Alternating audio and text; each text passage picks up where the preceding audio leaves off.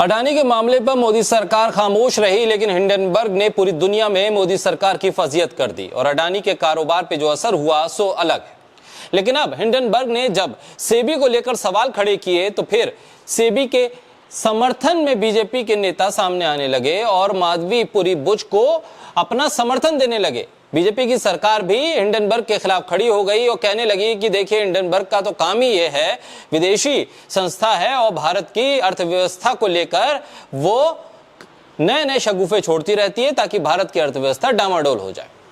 लेकिन हिंडनबर्ग ने जो कुछ खुलासे किए, उस खुलासे ने हर एक को चौंका कर रख दिया कि ये पूरा जाल भ्रष्टाचार का कहां तक फैला हुआ है। कांग्रेस ने एक नया खुलासा करते हुए यह बताया कि माधवीपुरी बुच 5 अप्रैल 2017 से 4 अक्टूबर 2021 तक सेबी में पूर्णकालीन सदस्य थी। फिर 2 मार्च 2022 को माधवीपुरी बुच सेबी की चेयरपर्सन बनी। सेबी की चेयरपर्सन की नियुक्ति करने वाली कैबिनेट में पीएम मोदी और अमित शाह शामिल थे। कांग्रेस ने अपनी प्रेस कॉन्फ्रेंस करके यह भी बताया कि माधवीपुरी बुच पर जिस तरह के इल्जाम लगे हैं वो बेहद गंभीर हैं। उन्होंने अपने पद का दुरुपयोग किया। हिंडनबर्ग ने इससे पहले सेबी प्रमुख पर पद के दुरुपयोग का आरोप लगाया था। Securities and exchange board of India SEBI की चीफ माधवीपुरी बुच के लेकर कांग्रेस ने निशाना साधा। कांग्रेस की तरफ से यह कहा गया कि माधवी पर सेबी से जुड़े होने के दौरान आईसीआईसीआई बैंक समेत 3 जगहों से सैलरी लेने के आरोप हैं। यह बात तो कांग्रेस की थी, हिंडनबर्ग के आरोप भी आप जानते हैं।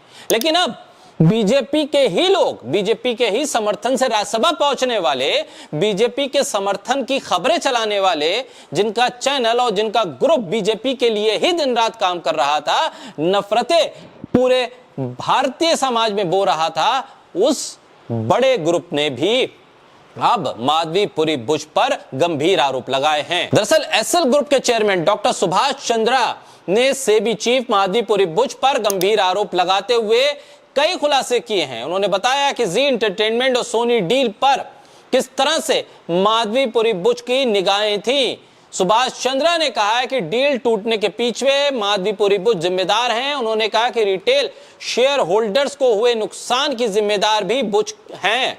डॉक्टर सुभाष चंद्रा ने सेबी चीफ पर रिश्वत मांगने के आरोप लगाए। जी हां, आपको ये बार बार याद दिला रहा हूं कि ये वही सुभाष चंद्रा हैं जो बीजेपी के समर्थन से राज्यसभा पहुंचे, जो बीजेपी के समर्थन की खबरें अपने चैनल्स पर दिन रात चलाते रहते थे। उसके अलावा कुछ और दिखाया नहीं जाता था।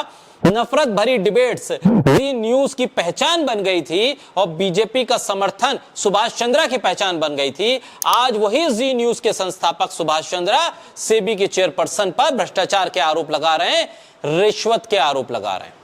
वो कह रहे हैं कि वो भ्रष्ट हैं। सेबी का केस निपटाने के लिए बिचौलियों ने ऑफर दिया था। सेबी ने पहले माधवी और उनके पति की सालाना आय 1 करोड़ रुपए थी, अब वो 40 से 50 करोड़ रुपए हो गई। सुभाष चंद्रा कह रहे हैं इसकी जांच होनी चाहिए। जी एंटरटेनमेंट और सोनी डील पर डॉक्टर सुभाष चंद्रा का कहना है कि जी और सोनी डील टूटने के पीछे जिम्मेदार माधवीपुरी बुच हैं और उन्होंने रिश्वत मांगी थी। उन्होंने कहा कि सेबी के साथ मामला सुलझाने के लिए सैकड़ों करोड़ रुपए की रिश्वत मांगी गई थी। यह रिश्वत मंजीत सिंह नाम के एक शख्स ने माधवीपुरी बुच के लिए मांगी थी। डॉक्टर सुभाष चंद्रा ने माधवीपुरी बुच पर एक और आरोप लगाया। उन्होंने कहा कि जिन म्यूचुअल फंड्स ने एसएल ग्रुप को राहत दी, उन पर भी सेबी ने जुर्माना लगाया। जिन म्यूचुअल फंड्स ने एसएल ग्रुप को समय दिया, उसे माधवीपुरी बुच ने परेशान किया। डॉक्टर सुभाष चंद्रा ने कहा कि उस वक्त माधवीपुरी बुच ने उन म्यूचुअल फंड्स से कहा कि आप लोग क्यों समय दे रहे हैं, और फिर 2 म्यूचुअल फंड्स पर जुर्माना लगाया। सुभाष चंद्रा ने यह भी आरोप लगाया है कि पूर्व आईसीआईसीआई बैंक की सीईओ चंद्रा कोचर बुच को भारी भरकम रकम दे रही थी और वो दोनों हर दिन कम से कम 20 बार कॉल करते थे। सुभाष चंद्रा ने कहा कि सुबह पता चला कि वो आईसीआईसीआई बैंक के लिए अवैध रूप से वहां से आईसीआईसीआई बैंक से पैसा भी ले रही हैं। 2023 में सेबी की एक कंपनी के प्रमोटर पर धोखाधड़ी का आरोप लगा था। सेबी ने अगस्त 2023 में एक आदेश में चंद्रा और उनके बेटे पुनीत गोयनका को 4 ग्रुप कंपनियों में महत्वपूर्ण पदों पर रहने से रोक दिया। जून 2023 में सेबी ने शिरपुर गोल्ड रिफाइनरी जो कि एसएल ग्रुप की एक कंपनी है कि इसके प्रमोटर पर धोखाधड़ी और फंड डाइवर्जन के आरोप लगाए थे।